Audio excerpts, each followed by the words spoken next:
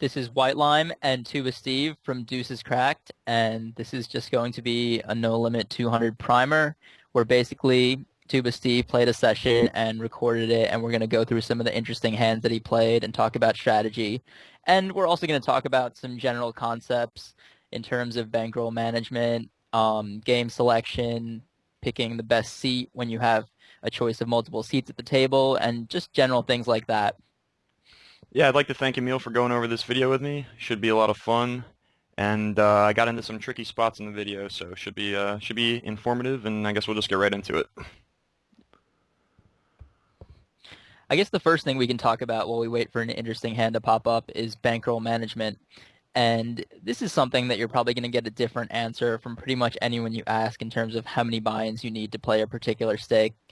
Um, but I would say that somewhere between 30 and 50 would probably be a good number. And obviously, you're going to want more buy-ins if you think your win rate is lower, and you need less if your win rate is higher. And you should also factor in how important the money is to you. If you're working a job on the side, and poker isn't your primary source of income, obviously you can be a little more risk-taking in terms of how many buy-ins you keep as a bankroll for the stakes that you play. And another thing that I'd like to talk about also is that if you see a soft game at 2-4 and you're a 1-2 player and you have like a 50 buy-in bankroll at 1-2, you should by all means be willing to take a shot at that game and set like a 2 or 3 buy-in stop loss or something like that. Yeah, absolutely. We don't want to pigeonhole ourselves into sort of just playing any one stake. We should always be looking for the most plus EV games. And Emil, I know when you guys are playing high stakes, you're usually playing several different limits, if not you're usually just not one because for one you have to in order to get action, but for two you're just basically trying to maximize your EV, and that's the best way to do so. So Right, definitely. We usually play anywhere from like 4 or 5 different stakes, and at any given time, you might see me sitting at heads-up tables at like 4 different stakes.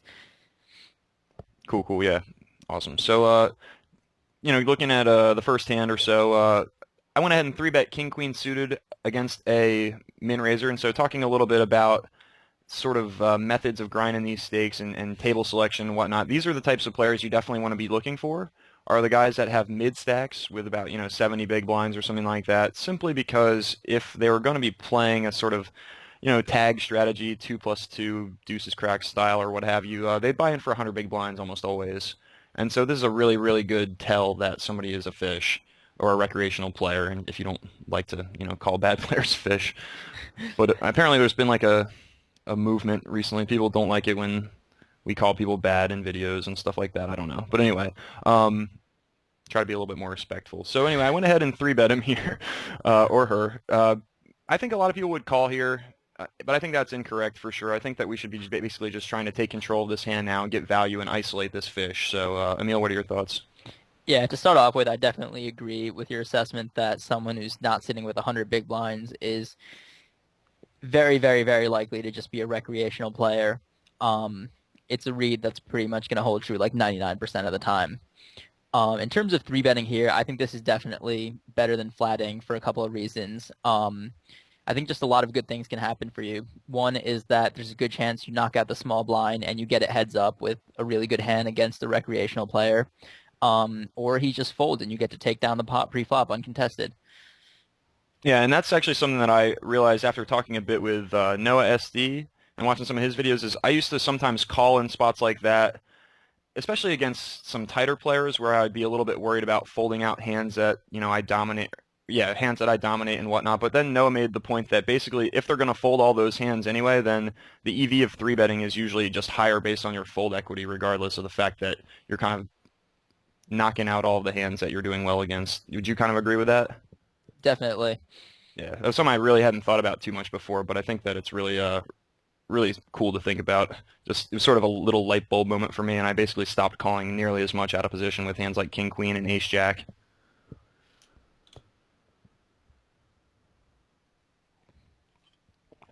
All right, so I raised Queen Jack in middle position here, a little bit on the loose side, but I did so basically because of some table dynamics concerns that were not concerns, but considerations rather.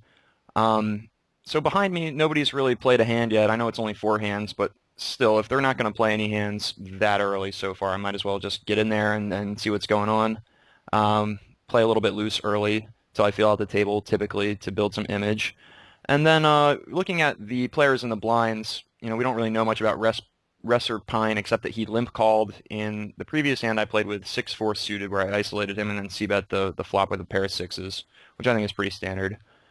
Anyway, the big blind player calls, and again, we have a mid-stack player here, and so this definitely influenced my decision to raise this hand is the fact that I would be able to play a pot in position against this guy. Um, any comments before I move on, Emil? Yeah, I think Queen Jack offsuit is a good open from this position. It's pretty close. If you had maybe Queen 10 offsuit, it might depend a little bit on the table. Jack 10 offsuit, I would fold, but Queen Jack offsuit, I'm opening on pretty much 95% of tables that I'm going to be playing on. Okay, so maybe I'm a little bit loose in this, or excuse me, a little tight in this position overall, because I think that I would often fold. Um, but anyway, so we do isolate and we get an ace high flop, and I think this is a pretty standard C bet. I think I should have bet a little smaller, like 8, but in general, I think that hand's pretty standard. Yeah, I agree. C-bet is definitely standing on that board. He's just going to check fold a lot. And I probably would have bet 8 also. If he had a full stack, maybe 9 is a better bet. But given that he only has 50 big blinds, you can probably get away with just betting $8 there. Gotcha. So another thing we can talk about while we're waiting for another hand to come up is, I guess, sort of your methodology for going about picking tables. And there are a lot of really useful tools out there. One of the things that you probably noticed in this video, and I'm sure most of you watching this video are using something like Poker Tracker or Hold'em Manager as you see these pop-up stats by everyone's name. But if you aren't, I would pretty much say that it's a necessity for any multi-tabling six-handed player is to get Hold'em Manager, get Poker Tracker, very inexpensive softwares, and It'll pay for something itself that will almost immediately. exactly. If it It'll pay saves you for one itself within stack like 100 at hands. any reasonable stake, it pays for itself. Right. It's just a no-brainer decision to start using a software like that. And I mean, it'll obviously also help you in game selecting. When you sit down on 6 tables, within 5 seconds when the stats pop up, it'll just be very easy for you to figure out who's like a multi-tabling tag and who's probably a fish just based on their VPIP and PFR. Yeah, absolutely. And plus, furthermore, uh, there's plenty of other stats that, again, I think most people watching this probably know the deal with Hold'em Manager, but there's a ton of other stats. If you want, I guess we probably should go through my HUD real quick while we're waiting for some hands. And so it's the same HUD that I have in some of my other videos, but it's been a while since I made one.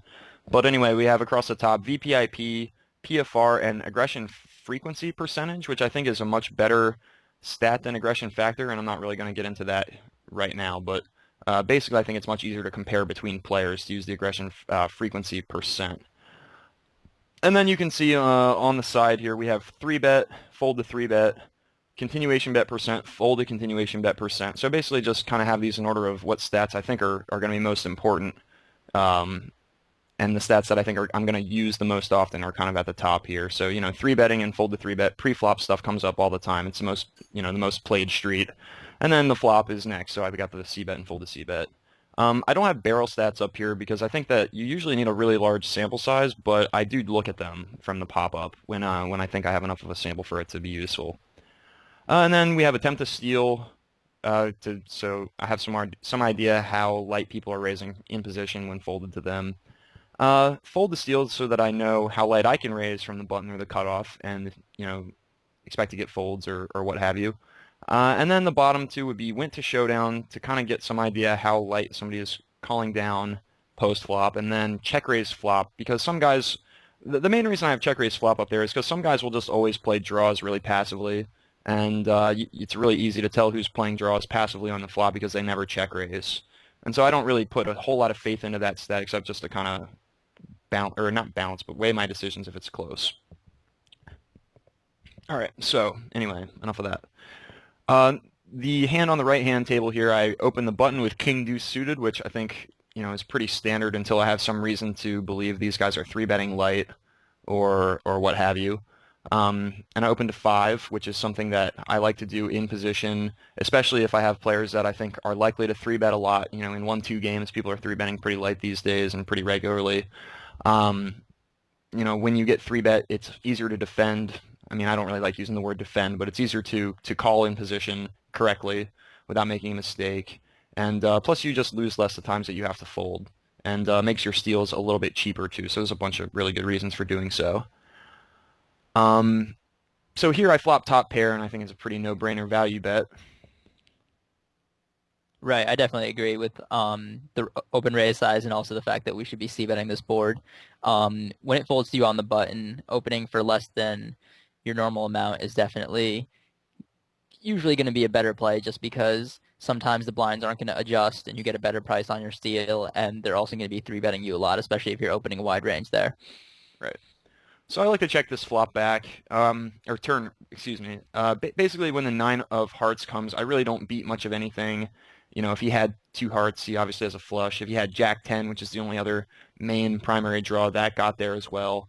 Um, and furthermore, at this point, if he does just have a queen, I don't really expect him to call bets unless he has something like, you know, ace queen with the ace of hearts, or maybe queen jack because he'll have a gut shot too with a heart. You know, if he has a heart, especially, maybe he would peel one more. But I think those hands are going to make up a very small part of his range compared to flush draws and straight draws that he check calls on the flop, king X that he also check calls on the flop. Um, so I like to check back here. I think that's pretty much one of the worst, if not the worst, turn card in the deck for me. Yeah, I definitely agree with checking back on the turn. I think you explained it perfectly there. Why, thank you. So here's the question I had for you, Emil, is that once he checks it to me again, I really wasn't certain whether I could get value on this river. I mean, at this point, we can pretty much rule out any chance of him having a straight or a flush, but I'm kind of just worried that I'm going to be value cutting myself if I bet here. So what do you think? I would normally c bet here and throw out a bet, or rather value bet here and throw out a bet of around half pot, just because for the most part, if anyone had king jack or king 10 and the turn went check check, I would pretty much always expect them to bet the river, just because there aren't that many value hands that you're going to be checking behind on the turn for pot control that those two hands don't beat. All right, cool. Yeah, I elected to check back in the actual hand. After the fact, it felt really weak. I mean, you guys can see that I actually, you know, if I could see his cards, it would have been a correct check. But I do think that, you know, betting like half pot there is definitely going to be a money maker now that you have mentioned it. So yeah, awesome.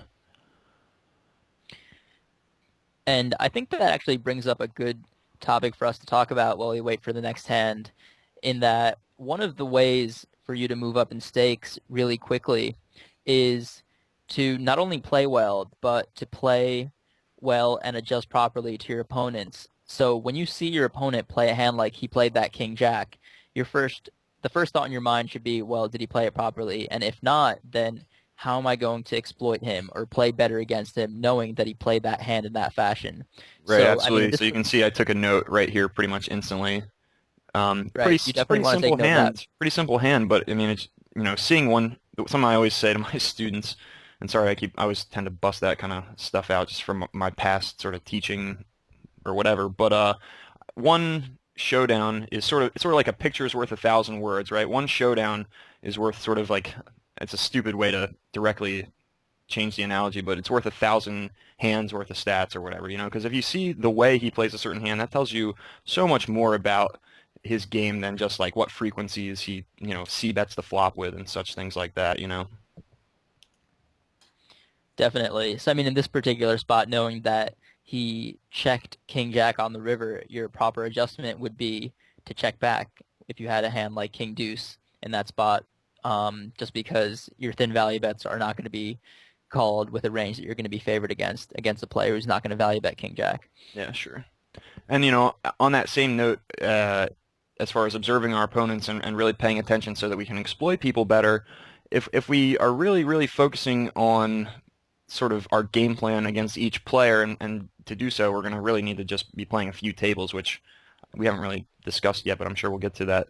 You know, paying attention to hands that you're not involved in that other people play is worth a ton. Um, you know, for one, more information is always good, and for two, if it's a hand you're not involved in, you don't have to sort of make close decisions and be worried about it. You can really just focus on getting reads. Um, so anyway, here in this hand, Sub-Zero raises and then G-Burst calls, and G-Burst is on my direct right.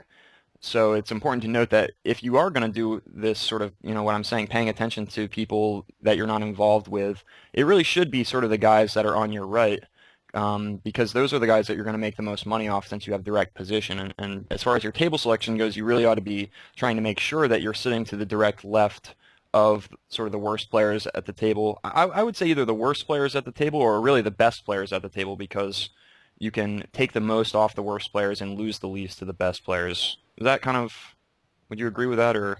Um, for the most part, I think that's true.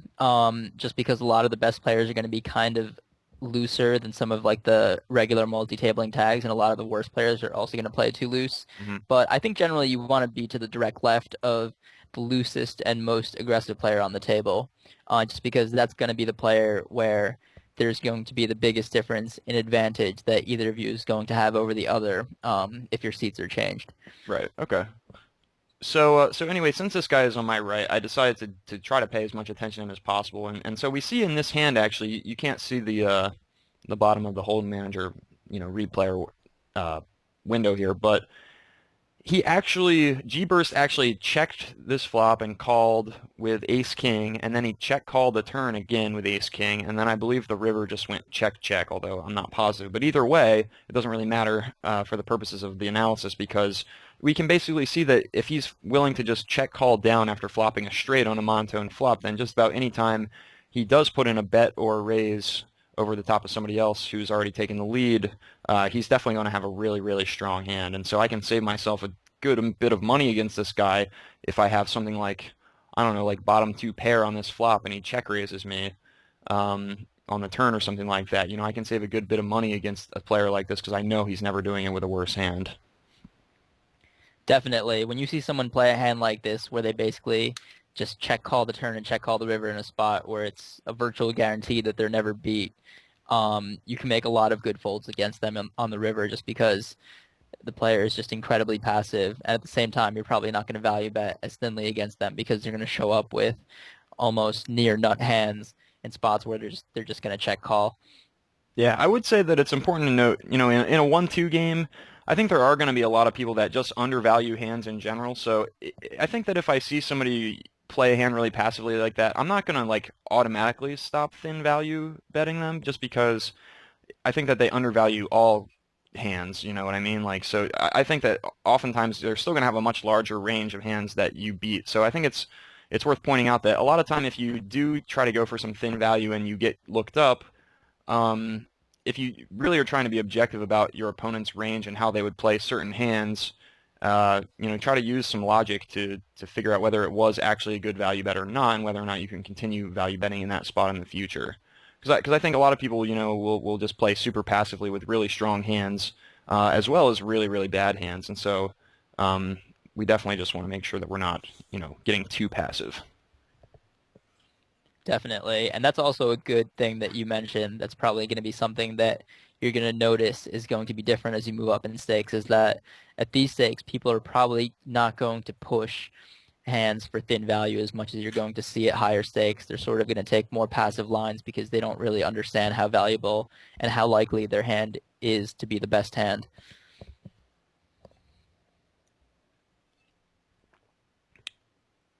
So here, in one moment, James 30 is going to raise, and my question, I mean, so full disclosure, you guys probably are aware the video is late, and we apologize for that, but the audio got lost or something got messed up. Anyway, um, so I mean, Emil and I have already gone through this video together, but the question I had here would have been, I kind of wanted to 3-bet light, but I'd been a little bit active on this table.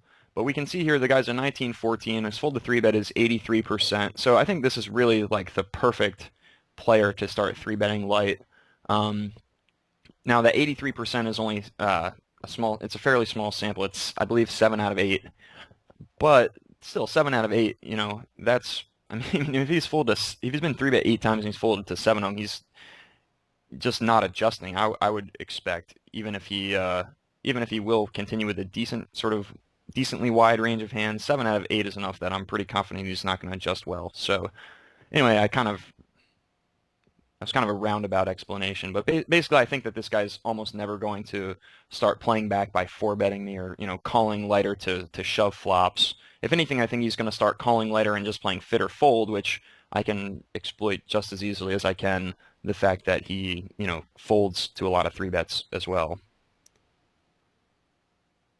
Yeah, I think this is a good spot to three bet. And definitely, I think you touched upon this, but this guy just plays really tight, and he's still going to have a reasonably wide button opening range. So he's just going to fold a lot of the trashy hands here.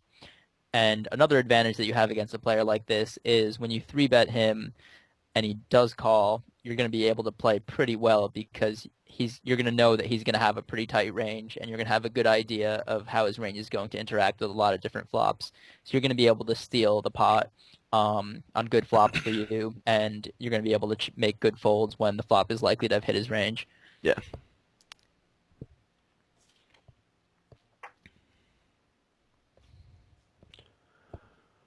All right, so we were talking a little bit about seat selection and table selection, and so, just coming back to methods of grinding small stakes, I think that actually one thing that you really want to avoid in these games is sort of, once you start becoming a winning player and moving up to some stakes that sort of, matter to you in your mind in terms of the money. A lot of people refer to micro stakes as cheeseburger stakes, as they don't really feel like they're playing for anything. But once you get up here, it's tempting to just open up a bunch of tables because you've proven that you're a winning player, and so you want to make as much money as you can. But I believe Emil would agree, really think that that's sort of not the best strategy, especially if you're trying to learn and move up later on, or learn and move up quickly. We want to be paying a lot of attention to our table selection, seat selection, and basically playing less tables so that we can focus on our opponent's mistakes and really learn how to exploit them. Definitely. One of the biggest mistakes that I see a lot of players make is they'll be playing 1-2 and they'll be beating it for a little amount, and then they'll start to get into like simple mathematics and just assume that their win rate is going to stay the same if they add four more tables, because they want to make $200 an hour instead of $100 an hour. And that's definitely not going to be true because you're simply not going to be able to focus as well on each particular table, or you're not going to see if someone is on tilt, if someone just lost a big pot recently, if you're playing four more tables. And B, when you add four more tables, you're not going to reflect on your play as much either, and you're not going to improve your game as much, so you're not going to be able to move up in stakes as quickly as you could have if you were just playing four tables and more focused on each particular hand that you're playing. Yeah. And so it'll become apparent later on, but this guy Davin77 actually gave me a bit of trouble later on in the video. And so normally if I was playing and I was just trying to make money, if I have a guy who's in position on me, three betting me light, I'm just going to basically leave and find another table unless I have sort of the Jesus seat on a fish or something like that. Which is worth pointing out. I think that sometimes you can have a seat on, a relatively bad player, but if there is a very aggressive player on your left, even though you have position on the bad player, that good player will make your life still very difficult by three betting your isolations and some things like that. So even then, it might be behooving you guys to find a new table, just because if you're four tabling, there's plenty of good tables. But that said, and this is something that Emil brought up our first go round, you do also need to put yourself into some tough situations if you ever want to improve. And so for this video especially, and since I would have an awesome HSNLer reviewing it with me, I decided to go ahead and put myself into that tough spot. So that's something worth noting. If you have a coach or something like that, maybe it's a good idea to make a video of yourself playing in some tougher games for him or her to help you analyze the decisions that you make against better players. Definitely. And if you're someone who's thinking about getting coaching or someone who has a coach right now, and you're thinking of making a video or having your coach sweat you, I would almost insist that you play in like the toughest game that you can find because that's the best way to get the most out of your coaching. So here with Ace Queen, I think this is very, very much standard. We don't have any hands on this guy yet, but he's got an Iron Man medal. He's opening the button to 3x, so Ace Queen suited is just an automatic 3-bet in that situation. Definitely, just pure value.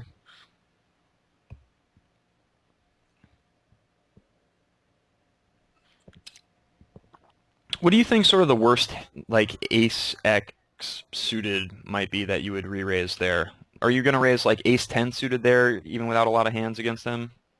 I think Ace 10 suited is probably the worst suited ace that I'm going to be raising there for pure value. Hmm. But ace ten suited is also a hand that I'm just going to flat there from time to time also. I'd sort of mix it up. Yeah. Okay, so here, we didn't see it before, and I didn't comment on it, but Davin's, I mean, I guess you guys can go back and you can probably see it, but this is where the aggressive dynamic between us really started to develop, because he already 3-bet me once, and so when I'm in this situation where he's 3-bet me once and I raise the small blind and he 3-bets me again, I think basically that he's going to be full of crap a lot of the time here, since it's a blind battle, and he basically should just expect me to fold a ton to this 3-bet. So I elected to go ahead and 4-bet, and well, you guys can see what happens. He ends up not snap shoving, I guess, but shoving on me pretty quickly.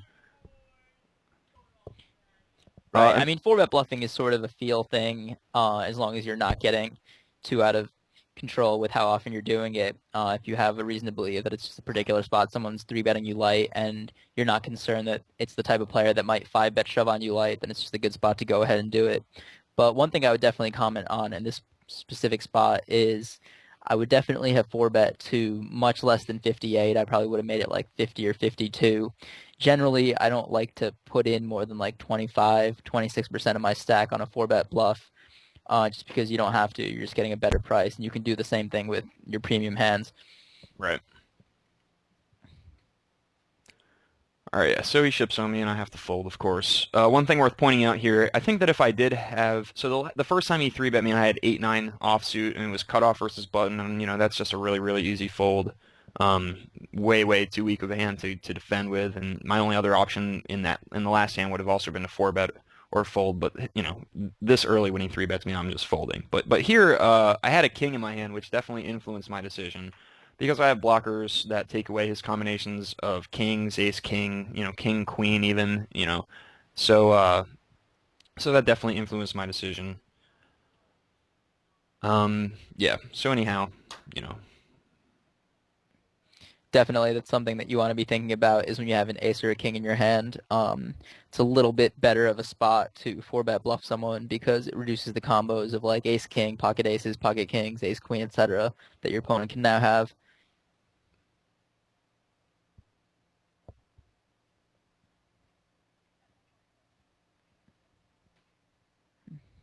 You want to skip ahead to the next interesting spot?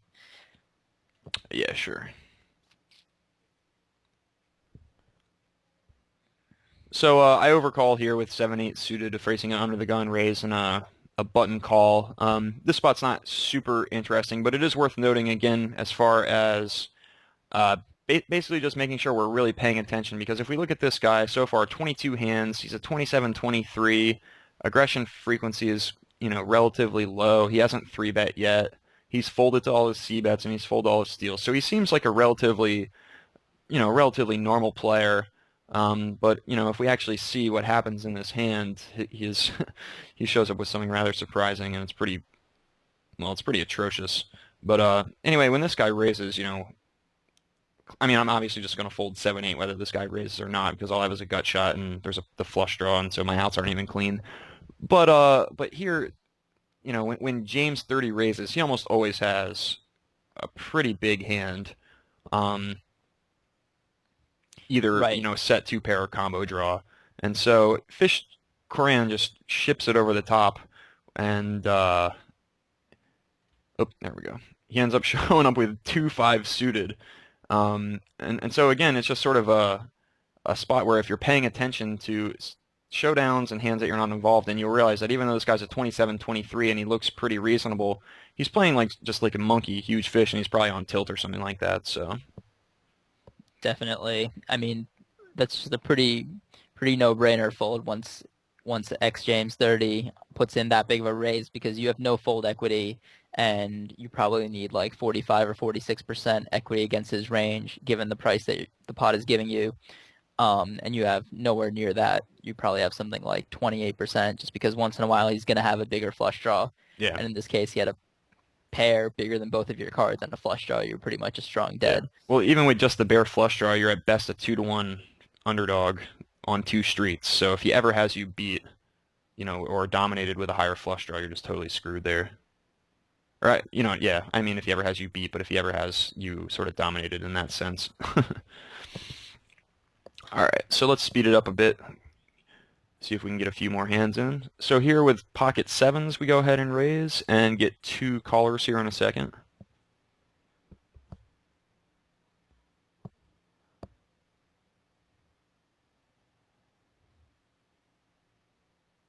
Seems like it's taking forever even with it sped up, but here we go. Okay, so at this point, we're just c-betting this flop, and I decided to c-bet 14, which I think is pretty standard. You don't really want to c-bet much less than that, uh, simply because you want to get as much value as possible. And I don't really think we should c-bet much more than this, just because in terms of sort of balance and exploitability, I think if we just come out firing pot here, even if somebody does have something decent like, ace jack or what have you, it's going to be relatively obvious that we have a big hand. So if we just come out betting huge, on multiple streets here, um, it's going to be very obvious that we have a strong hand. I mean, this probably is relatively basic. We don't need to discuss it too much. Yeah, I mean 14 is a good bet size here. Yeah. I might lead towards betting maybe a little bit more just because the board is kind of draw heavy, and if someone hit an ace here, they're probably just going to call pretty much any size bet, but it's not that big of a deal. 14 is good.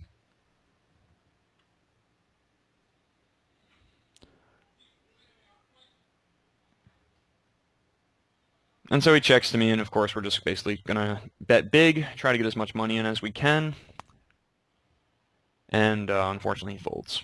But what can you do? This is actually a spot that I kind of prefer a little bit smaller of a bet because with the draws on the board, he's really unlikely to have two pair, and given preflop, he's pretty much never going to have ace king either. So it's a spot where, I mean, against like a good thinking player, you can definitely bomb it because you can represent a draw and he's going to call down a little bit lighter in some spots like that. But against someone who's just playing 20 VPIP, it might be better to just bet like 30 and have him call again with ace jack or ace 10, and Yeah. then maybe get him to call like a half pot bet on the river. All right. Yeah, I like that plan actually because, taggish players are not really in the habit of check calling down multiple streets with marginal top pair hands at least not at 1-2. Right. I think that's a good example of a spot where you can sort of adjust your play based on the opponent that you're playing against.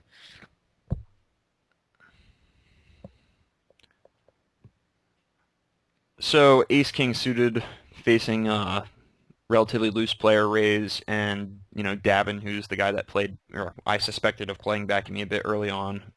And the only thing I really wanted to say about this hand is I really hate Rec on Tilt's shove here, simply because I think he gets action from the exact same value sort of range from me. I guess value range might not be the appropriate way to word it, but basically I'm stacking off the exact same range if he four bets smaller, as he does as I do when he shoves, if not maybe even a little bit lighter since I now have uh, the illusion of fold equity. So if he thinks I'm squeezing and he decides to four bet, maybe I could five bet ship, ace queen or something like that, right? Whereas if he just open shoves, I'm pretty much always going to fold ace queen. Um, Even if I didn't fold ace queen, there's almost no chance he's ever going to get anything lighter to call. So I really just think you should four bet normally and get it in that way. Yeah, I mean, you explained that pretty well right there. His play is pretty bad. Four betting small is just a clearly superior play.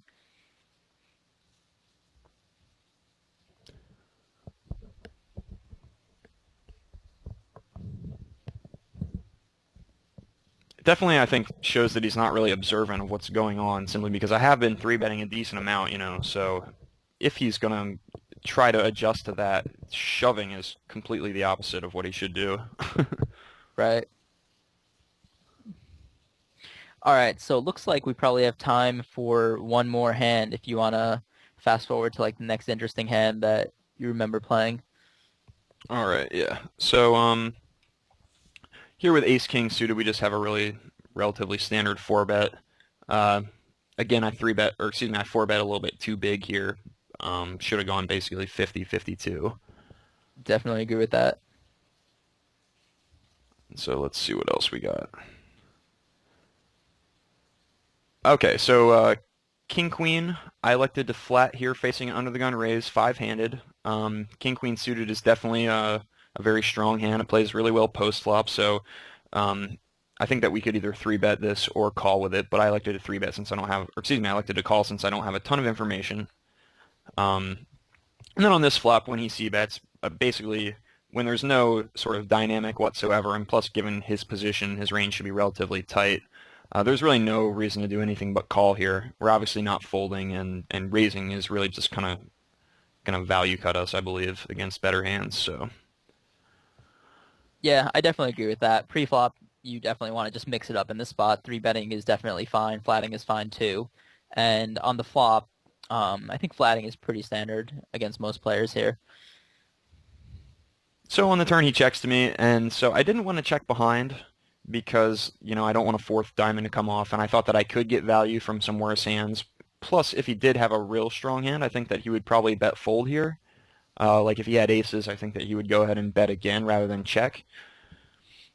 At least I would expect him to. And so um, when he checks it to me, I think that I have the best hand often enough that I can bet once here to get value from maybe some smaller pairs, worse queens, hands that have a single diamond and stuff like that.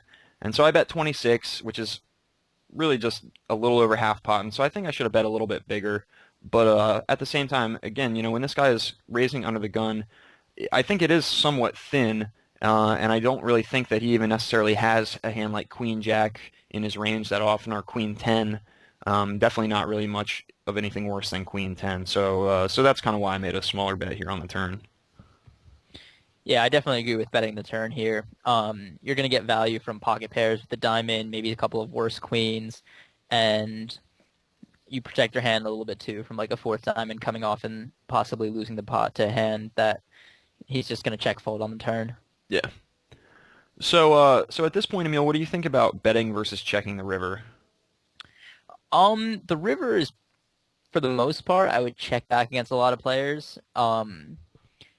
At high stakes, this might be a spot where you should be probably thin value betting against a lot of players. But Mhm. unless you have a specific read that this guy's like a calling station, I would definitely check back here after he check calls the turn. Okay. Just not enough worse hands in his range that will call multiple bets here. And Right. so he shows up with the same hand, which is, again, pretty much to be expected, I think. Yep. So that's gonna be All right. it for our Should we 200. hold on, Emil? Should we do that one more hand? That last hand? Sure. Okay. So there was one more hand that I thought was really interesting, and after that, it's pretty much just all kind of standard stuff. So here it is. It's this 8-10 hand, and so it was against this Davin 77 guy who, over the course of play, has definitely loosened up a little bit. He's three betting relatively frequently overall. Of course, these stats are across both tables, and I kind of wish that I had that I could go into this video and show his session stats. And so that's something worth noting. If you don't already know, and I'm surprised how many people don't know about this, but you can double click on this little star, and for some people it's a little notepad icon, and I'm not really sure why because I have the newest version of Hold'em Manager and mine's not. But anyway, oh, I guess it's because I don't actually use it to write notes. That's probably why. But anyhow, if you double click this star, it'll show their session stats instead of their overall stats. And so what that would allow me to do is basically see how he's playing on each table. Um, it's very possible that, these aggregate stats are kind of meaningless. He might be playing 40-30 on this table and, 10-5 on the right-hand table, which I think is probably unlikely because he seems to have been active on both, but still definitely worth taking a look at.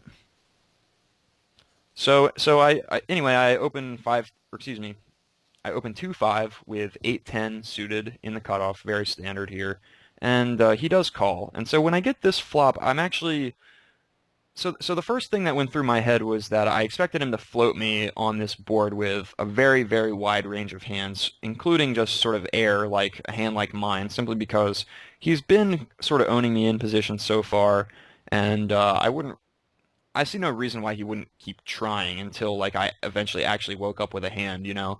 Um, Now I might be reading too much into that situation, but anyway, I definitely expected him to be floating me quite a bit. And so at first I actually wanted to just check and fold because I didn't want to get into like a war with this guy, but that seemed really, really weak. Um, So I elected to c-bet, and then my plan was to try to, try to move him off the hand on the turn. And so what I actually elected to do is, since I thought, again, he was going to be sort of pure floating with air a good amount, I thought that I could maybe go for a check raise. But in hindsight, maybe it was a little bit of FPS. So we'll see. In a second. He's going to bet, and then I'm going to check raise kind of small. And the reason I check raise small is basically because I'm repping a pretty narrow range of hands here, and he's either going to believe me or he's not. Now, I think maybe I should have raised a little bit bigger if I was going to make this play, but, well, first of all, just what do you think about the idea in general, Emil? Is it spew? Is it good, or what? I don't really like this. I'd prefer to just bet out again on the turn, even if he does have ace high or a pocket pair or a five or something like that that he's going to call you with again. You can A, bluff him off of it on some river card that's an overcard, or you also have six outs and you can hit an eight or 10 and just win the pot.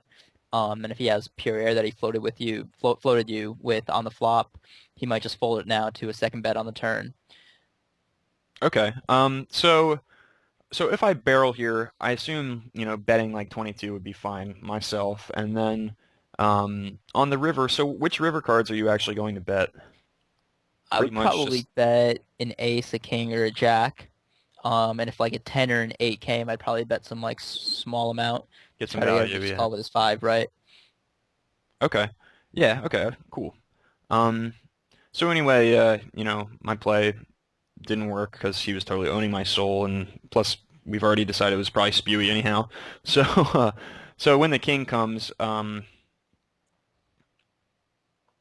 yeah, when the king comes as played, is there any merit to betting here, or do you think that once he calls, he kind of has a hand that he's not really going to be willing to fold? I mean, at this point, the king, if he's a decent hand reader, I guess he's not really going to give me any credit for it because, when I check raise the turn, the only thing this really improves is if I'm doing something really weird with kings, um, or maybe like something really crazy with ace king, which wouldn't really make sense either. So I guess at this point, when he calls, are we just gonna give up, or do you think that a bet would work here enough? Yeah, I would give up here given how Yeah, my hand has played out so far. yeah. All right, fair enough. Live and learn. Cool. So really, I think that's gonna about do it as far as the really interesting hands from this session. Hopefully, you guys have learned a little bit about some table selection methods and some grinding methods. Again, I think for some of you this might be a little bit on the basic side, but I definitely had a good time making this video with Emil, and I'm sure that many of you will find the information quite useful. So that's about all I got. You got anything else, man? Yep, that's it for our No Limit 200 primer. If you guys have any questions about any of the particular hands that we talked about, or just any general question about poker, bankroll management, anything like that, post it in the video thread and we'll respond as quickly as possible. Yeah, and also if you're not watching 2 Months 2 Million, didn't mention it yet, but if you're not watching it, you guys definitely should be because it's very entertaining and Emil stars in it. So check it out. Definitely check it out.